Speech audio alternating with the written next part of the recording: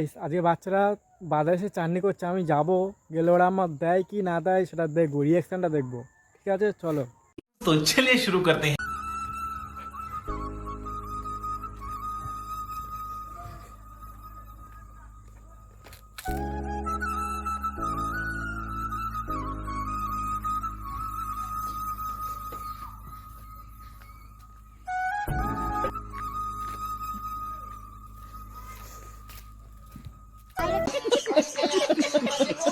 TVA